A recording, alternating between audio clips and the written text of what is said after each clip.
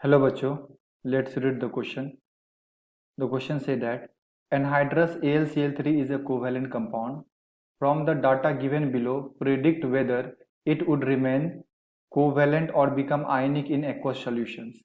Ionization energy of aluminum is 5137 kilojoule per mole.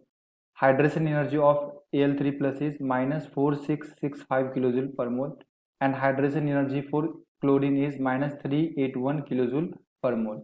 और हमारे पास option है, ऑप्शन फर्स्ट में दे रखा है आयनिक, सेकंड में दे रखा है कोवेलेंट, थर्ड में दे रखा है पार्शियली आयनिक एंड फोर्थ में दे रखा है पार्शियली कोवेलेंट। तो आइए बच्चों सॉल्व करते हैं इस क्वेश्चन को एंड देखते हैं कि इसका करेक्ट आंसर क्या होगा। तो अगर मैं बात करूं बच्चों यहाँ पे की कॉन्सेप्ट की, तो बेसिकली ये क्वेश्चन आया है हाइड्रेशन एंथैल्पी,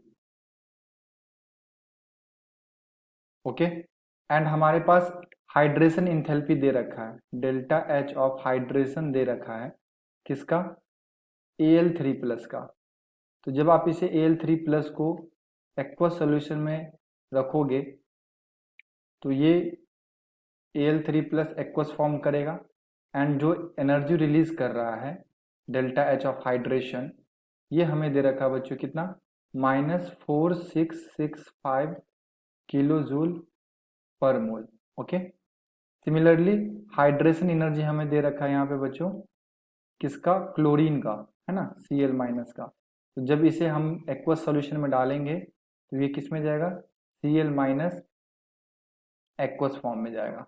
और इसका भी हाइड्रेशन एनर्जी अपने को कितना दे रखा है, -381 kilo joule per mole, okay.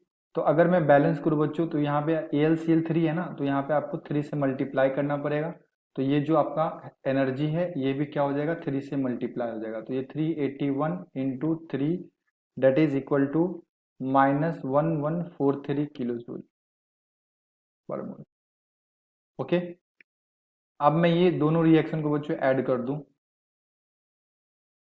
तो क्या होगा, यहाँ से देखना ध्यान से, Al3 plus plus 3Cl minus gives Al3 plus aqueous plus 3Cl minus aqueous, okay. And इसका जो डेल्टा एच ऑफ हाइड्रेशन आएगा, हाइड्रेशन वो क्या आएगा, दोनों ऐड हो जाएगा, दैट इज -4665 -1143।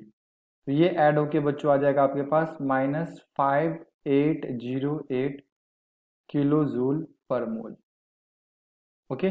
तो हाइड्रेशन एनर्जी कितना आ रहा है हमारे पास बच्चों हाइड्रेशन एनर्जी आ रहा है -5808 किलो जूल पर मोल। और हमारे पास आयोनाइजेशन एनर्जी दे रखा है, ठीक है।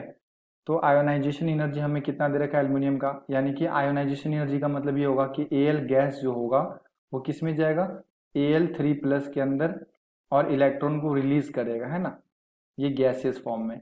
तो यहाँ से आयोनाइजेशन एनर्जी अपने को दे रखा है 5137 किलो जूल पर मोल, ठीक है। तो आयोनाइजेशन एनर्जी का मतलब ये होता है बच्चों कि the amount of energy that required to remove electron from an isolated gaseous atom, okay. तो ये आइसोलेटेड गैसियस एटम से जो भी इलेक्ट्रॉन को हटाने के लिए जो भी एनर्जी देना पड़ेगा उसे क्या बोलते हैं, आयोनाइजेशन एनर्जी बोलते हैं। तो यहाँ पे क्लियरली दिख रहा है कि आयोनाइजेशन एनर्जी कितना है, 5137 किलो जूल पर मोल, और हाइड्रेशन एनर्जी कितना है यहाँ पे, -5808। यानी कि अगर आप मैग्नीट्यूड को बस देखना है ना, ये माइनस साइन इंडिकेट कर रहा है कि एनर्जी क्या हो रहा है, रिलीज हो रहा है। तो यहाँ पे मैग्नीट्यूड किसका ज्यादा, हाइड्रेशन एनर्जी का ज्यादा है, ओके। सो हम लोग यहाँ से क्या बोल सकते हैं, delta H of hydration is greater than ionization energy of aluminium, okay. तो अगर हाइड्रेशन एनर्जी ज्यादा है बच्चों, तो यानी कि इसका जो सॉल्वेशन करने का क्षमता होगा, सॉल्वेशन करने का क्षमता होगा, ये क्या होगा, बढ़ेगा।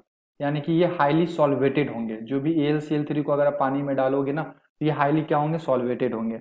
एंड अगेन जैसे ही हम लोग AlCl3 को वाटर में डालते हैं तो ये क्या कर जाता है, सॉल्वेटेड कर जाता है एंड यहाँ से एक आयनिक कंपाउंड का फॉर्मेशन करता है, ठीक है। जैसे हमारे पास AlCl3 है, इसको अगर आप वाटर के अंदर डालो तो ये क्या बनाता है, AlH2O होल 6 3 प्लस प्लस में 3Cl माइनस। तो ये एक तरह का क्या है बच्चों, ये केटायन है एंड ये हमारा क्या है, एनायन है। तो इसका हाइड्रेशन एनर्जी ज्यादा है, डेट इज ये सॉल्वेशन करने का क्षमता ज्यादा है, और ये आयनिक कंपाउंड के अंदर ब्रेक डाउन करने का जो इसका क्षमता होगा ये भी क्या हो जाएगा बच्चों, ज्यादा हो जाएगा। ठीक है, तो यहाँ पे केटायन और एनायन में ये ब्रेक कर जाता है, सॉल्वेटेड कर जाता है। तो अगर मैं ऑप्शंस की बात करूँ यहाँ पे, तो ऑप्शन नंबर फर्स्ट में दे रखा है बच्चों, ठीक है, ऑप्शन नंबर फर्स्ट में दे रखा है आयनिक, तो ऑप्शन नंबर फर्स्ट हमारा क्या हो जाएगा, करेक्ट आंसर हो जाएगा। ठीक है, the correct answer is option number first, that is ionic compound. Okay, I hope you will be understood it well. Best of luck. Thank you.